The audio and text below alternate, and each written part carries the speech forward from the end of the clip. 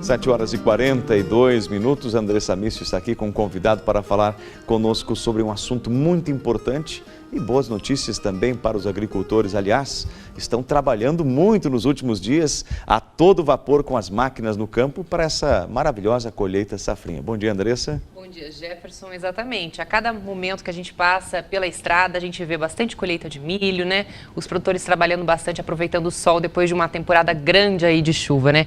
Eu estou aqui com o Camilo Morter, que é analista de mercado, e nós vamos conversar sobre esse mercado do milho e também da soja, né? A soja que ainda vai ser plantada a partir de setembro, mas os agricultores já estão de olho lá na frente e também em relação à soja que já tem guardada, estocada ainda da safra passada, né, Camilo? Bom dia.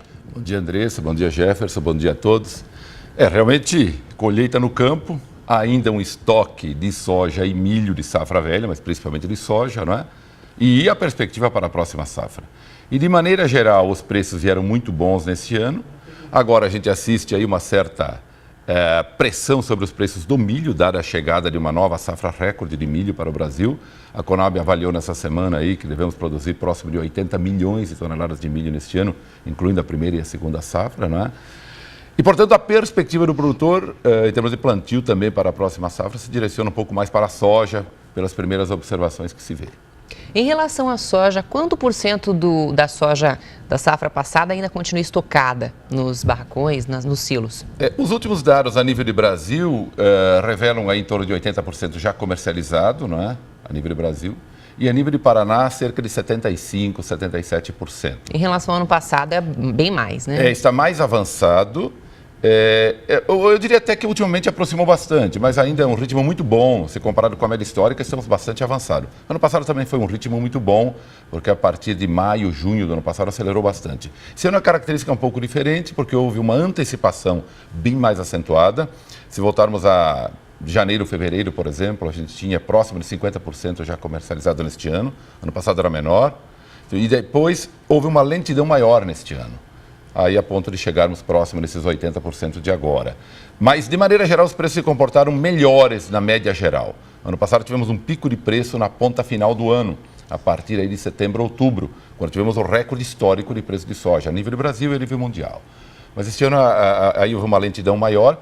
E os melhores preços do ano estamos vivendo agora, entre junho e julho aí, né? Soja a mais de R$60. É um bom preço para o agricultor vender aí a soja que historicamente é um excelente preço. Agora, a grande pergunta que todo mundo se faz é se vamos ter preços melhores ainda pela frente. E aí a grande questão, e essa é a questão que todo mundo gostaria de saber e responder, porque quem tem essa resposta pode ganhar milhões, né? Apostando nela. E eu diria, e eu costumo responder sempre que essa questão do futuro dos preços, neste momento sobretudo, está na mão dos meteorologistas. Depende do Aliás, clima, nem dele, né? muito mais de São Pedro do que dos meteorologistas, né? Porque hoje, por exemplo, nós temos em evolução a safra norte-americana, cujo plantio já está terminado, soja e milho, e as primeiras lavouras entram na fase de floração. Como é que está a safra norte-americana em relação ao clima? Se compararmos com o ano passado, ela está se comportando de forma excepcional. Até se a gente analisar que 100 é o número de comportamento normal de evolução da safra, ela está em 102, 103. Ano passado estava em 85, 87 nessa época, já atingida pela estiagem. Né? Este ano o ritmo de plantio foi bem mais lento, a recém foi terminado o plantio, mais espaçado ao longo do tempo. Bastante até chuva, por excesso de umidade, exatamente. E ano passado tivemos um plantio muito acelerado, porém a seca pegou depois de forma muito extrema, né? E teve um corte de produção de cerca de 100 milhões de toneladas no milho e cerca de 10 a 12 milhões na soja. Que ajudou a elevar os preços no ano passado e ainda estamos vivendo essa situação de aperto de estoques lá, né? E de aperto de estoque geral no mundo. E essa expectativa, portanto, agora de que haja uma grande safra para reposição de estoques, né? Na parte oeste do cinturão, está começando a se informar alguns problemas climáticos que a gente não sabe onde vai dar. E aí os meteorologistas que vão dizer. A gente costuma dizer, né? Diga-me por onde vai andar o clima que eu direi por onde andará os preços, né? É mais ou menos essa a história. Portanto, é difícil dizer. Mas há uma sensibilidade muito grande em razão dos baixos estoques presentes e a necessidade de uma produção cheia. Para explicar para o pessoal que está em casa, qual a influência que essa safra lá nos Estados Unidos tem aqui no oeste do Paraná? Bom, quando se trata de commodities, aí não é somente as commodities agrícolas, mas também petróleo, no caso os metais também, as grandes commodities que produzem basicamente tudo o que temos, né? Se pegarmos todos os bens, eles basicamente vêm de origens da natureza, commodities em geral. Isso não somente alimentos, mas todos os produtos que temos, seja carro, seja geladeira, seja a própria construção. Essas commodities, elas têm preços formados nos mercados internacionais. E, sobretudo agora com globalização, né, cada país que tem uma vocação para produzir um produto qualquer a mais, ele acaba exportando. E esses preços são formados no mercado internacional porque nós temos consumidores que importam esses produtos e exportadores que produzem em excesso além do que necessitam internamente. Portanto, os preços são formados a nível internacional. E aí, os grandes players do mercado, vamos dizer, os grandes jogadores do mercado, são os grandes produtores e os grandes consumidores. Então, nós temos no caso da soja e milho, Estados Unidos como grande produtor e exportador desses produtos, o Brasil, grande produtor e exportador de soja, e se configurando também como agora o segundo maior exportador de milho, depois dos Estados Unidos. Esse ano, inclusive, por causa da seca lá, esse último ano, o Brasil exportou mais que os Estados Unidos, mas numa situação de anormalidade, né? Então, o preço é formado no mercado internacional. Daí a importância que tem os grandes produtores nesse momento. Porque a alta de preços, ela não se deu... Uma demanda consistente, sim, mas não se deu por uma exacerbação da demanda. A demanda veio muito consistente ao longo dos anos. A alta de preços se deu pela quebra de produção por causa de clima. Então, aí que fica muito importante. E o hemisfério norte, agora, Europa produzindo, Estados Unidos produzindo e, sobretudo, a China também, que é grande produtora e grande consumidora, eles é que vão acabar determinando com suas produções o futuro dos preços. Por isso que é importante acompanhar o que se passa lá fora. Agora, há um problema muito grande de logística, né? Aqui no Paraná, principalmente, a gente vê que os produtores, enfim, os vendedores, na verdade, os exportadores, não estão conseguindo entregar o que já combinaram com o mercado internacional.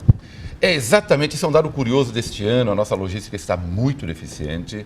Nós há anos não investimos, sobretudo nos portos, que tem se configurado ultimamente o grande gargalo. Temos deficiência de armazenagem, temos deficiência de transporte, mas, sobretudo, deficiência de embarque nos portos.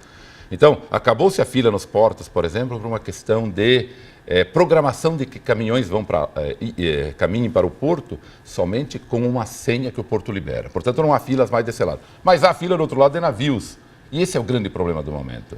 Então, nós temos, por exemplo, em Paranaguá, navios esperando há cerca de 3 meses. Né?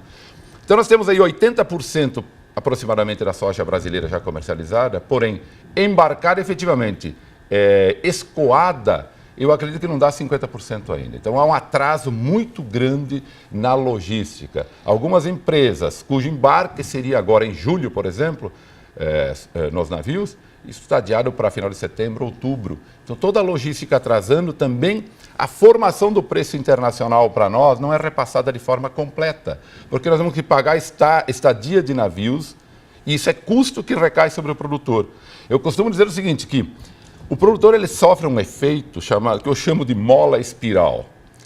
A flexão do preço vai se dar sobre ele. Os demais segmentos trabalham com margem. Se o preço sobe, ele também repassa esse custo maior. Se o preço cai, diminui o preço de venda ao consumidor, às indústrias, etc., porque caiu para o produtor. Então, ele trabalha com uma margem. Mas esse efeito mola recai sobre o produtor. Então, essa menor formação, embora os preços internacionais sejam muito altos, e isso passa despercebido do produtor nesse momento, na grande maioria pelo menos, mas o fato é que, se tivéssemos um fluxo adequado, o preço da soja hoje seria R$5 a mais, R$4 a mais. Só vou dar um exemplo. Porto de Rio Grande, porque o fluxo é menor, mas eles investiram também bastante lá, né? E soja do Paraná, sudoeste e oeste do Paraná, que estão indo para lá, liquida R$2 a R$3 a mais aqui para o produtor. Grande parte da soja do Paraná tem ido para o Porto de Rio Grande, lá no sul do Rio Grande do Sul. Por quê? Porque lá vale 73, 74 nos dias de hoje, contra 69, 70 no nosso Porto de Paranaguá. Parte do custo vai para cobrir o valor maior do frete e parte é repassado para a origem, liquidando melhor aqui na origem. Então, o Porto de Rio Grande tem promovido uma competição melhor na compra de soja, originação de soja, aqui no oeste e sudoeste do Paraná. Camilo, muito obrigada. Jefferson? Estamos aí muita coisa para falar, a gente teria muito mais assunto, mas infelizmente nosso horário já... Ok, estamos à Vamos estender disposição. o convite para o Camilo para participar conosco em outra oportunidade, porque é um assunto que, como ele disse, né, já que toda a soja não foi embarcada, pelo menos até outubro a gente pode discutir esse assunto do preço da soja. Agora é Sem uma dúvida situação nenhuma. bem complicada essa do Porto de Paranaguá, né? Realmente, Em relação a Há agricultores investimentos daqui... programados, agora inclusive há poucos dias tivemos na SIC uma reunião com o secretário de Infraestrutura, também com o presidente do Porto. Enfim, existem investimentos programados. E agora com a nova legislação sobre portos também. Então há programações de investimento e há legalmente motivos para que haja melhora. Mas há necessidade de investimentos urgentes porque estamos extremamente atrasados, causando esses percalços que estamos vivendo aí. Aliás, tomara que a velocidade destas melhorias, dessas necessidades no Porto de Paranaguá atendam à expectativa do mercado de uma forma rápida também, né? Sem dúvida. Camilo, É o que obrigado todos pela sua esperamos. presença. A você também, Andressa. Andressa, Obrigada. que estará participando no novo formato do Primeira Hora a partir de segunda-feira, aqui na tela da TV Tarobá. Um grande abraço, bom dia para vocês. Bom Bom dia. dia. Obrigado.